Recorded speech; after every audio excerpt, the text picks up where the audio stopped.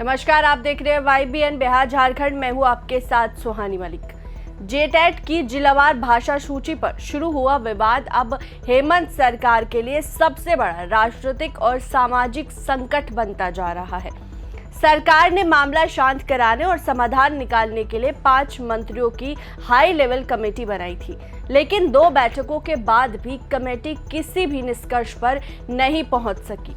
उल्टा इस कमेटी ने सरकार के भीतर छिपी राजनीतिक दरार को सार्वजनिक कर दिया।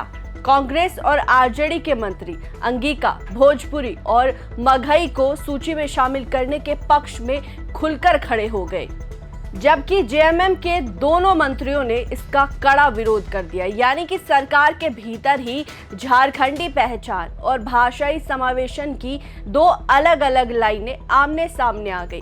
सबसे बड़ा राजनीतिक संदेश ये गया कि मुख्यमंत्री हेमंत सोरेन की पार्टी जेएमएम इस मुद्दे को सिर्फ भाषा नहीं बल्कि झारखंड की मूल पहचान और स्थानीय अधिकारों से जोड़कर देख रही है। वहीं कांग्रेस और आरजेडी इसे बड़ी आबादी के प्रतिनिधित्व और सामाजिक न्याय का मामला बता रही है।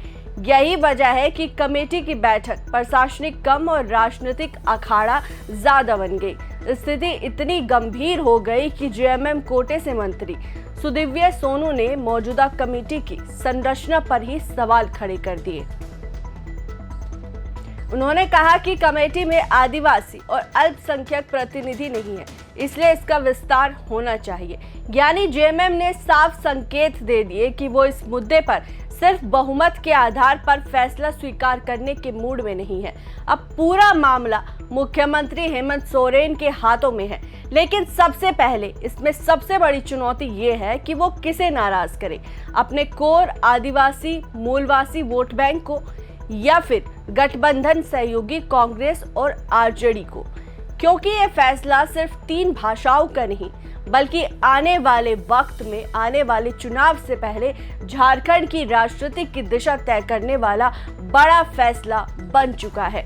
विवाद सुलझाने बनी कमेटी खुद बन गई सत्ता संघर्ष का मंच। सरकार ने जब जेटेट विवाद भाषा विवाद पर हाई लेवल कमेटी बनाई, तब ये संदेश देने की कोशिश करेगी कि सरकार सभी पक्षों को सुनकर समाधान निकालेगी। लेकिन कमेटी के 2 बैठकों ने ये साबित कर दिया कि सरकार के भीतर ही इस मुद्दे पर गहरी खाई मौजूद है।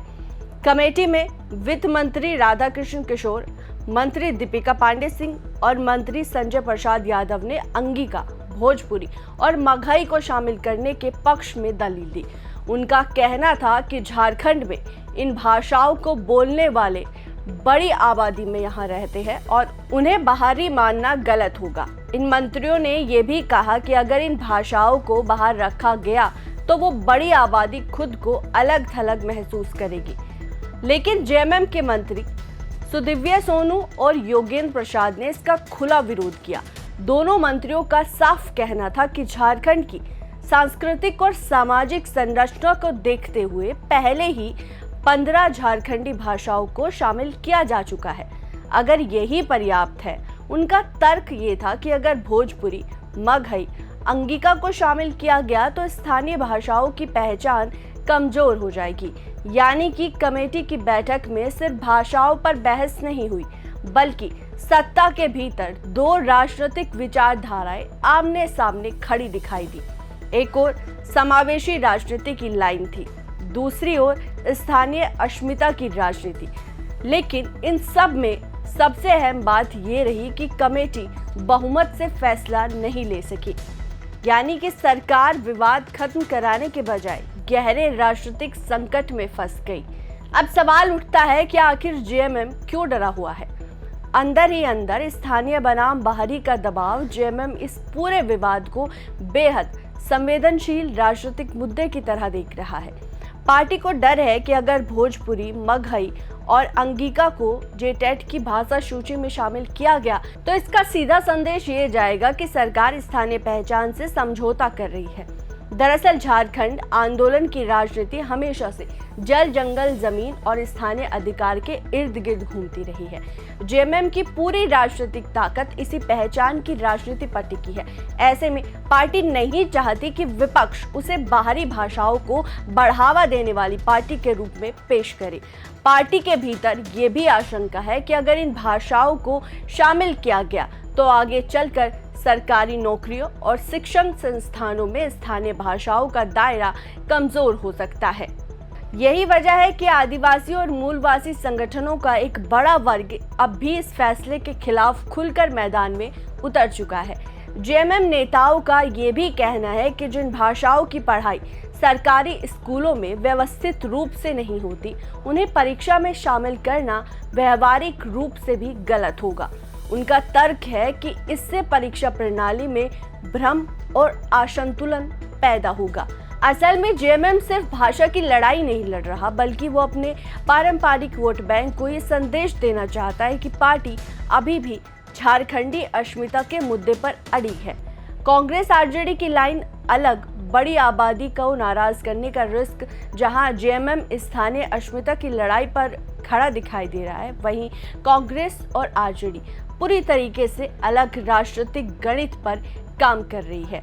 दोनों दल ये मानते हैं कि झारखंड में भोजपुरी, मगही और अंगिका बोलने वाली आबादी बेहद बड़ी है और उन्हें लगातार बाहरी की तरह से ट्रीट करना राजनीतिक रूप से नुकसानदायक हो सकता है। कमेटी की बैठक में इन दलों के मंत्रियों ने ये साफ कहा कि किसी भाषा को सिर्फ इसलिए बाहर नहीं रखा जा सकता कि उनकी जो जड़ें हैं वो बिहार से जुड़ी है।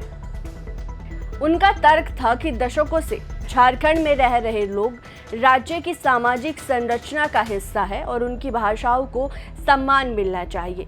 राजनीतिक रूप से देखें तो कांग्रेस और आरजेडी यानी कि दोनों ही नज़र उत्तर और मध्य झारखंड के उन इलाकों पर है जहां भोजपुरी, मगही भाषा जो है वो आबादी निर्णायक भूमिका निभाती है।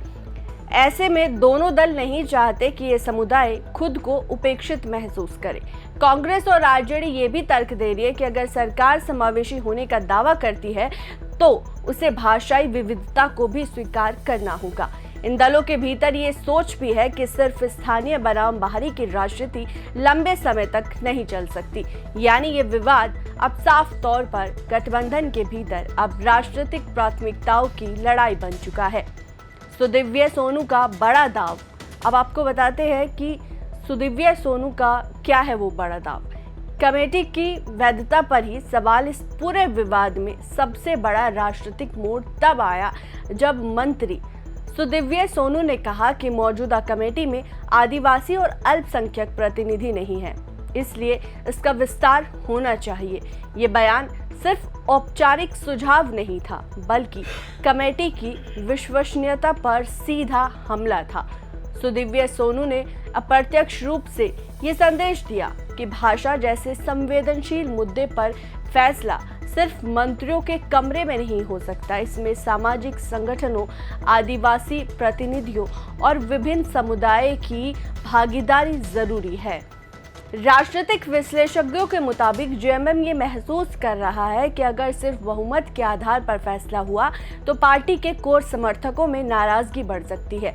इसलिए अब कमेटी विस्तार की मांग के जरिए फैसले को टालने और व्यापारिक बहस की ओर ले जाने की रणनीति अपना रही है। अब ये भी साफ है कि जेएमएम फिलहाल इस मुद्दे पर बैकफुट पर नहीं जाना चाहता। पार्टी चाहती है कि अंतिम फैसला लेने से पहले आदिवासी संगठनों की राय को भी राजनीतिक ढाल बनाया जाए। यानी सुदिव्य सोनू का बयान सिर्फ प्रशासनिक प्रक्रिया नहीं बल्कि एक बड़ा राजनीतिक संकेत था कि जेएमएम इस मुद्दे को आसानी से छोड़ने वाला नहीं। अब हेमंत सोरेन के सामने सबसे कठिन फैसला किसी एक को नाराज करना तय। कमेटी संयोजक राधाकृष्ण किशोर ने ये साफ कर दिया कि 2 बैठकों में सभी पक्षों की राय सामने आ चुकी है और अब रिपोर्ट मुख्यमंत्री हेमंत सोरेन को भेजी जाएगी। यानी कि अब पूरा विवाद सीधे मुख्यमंत्री के दरवाजे पर पहुंच चुका है। लेकिन हेमंत सोरेन के सामने सबसे बड़ी समस्या ये है कि कोई भी फैसला राजनीतिक नुकसान से खाली नहीं होगा।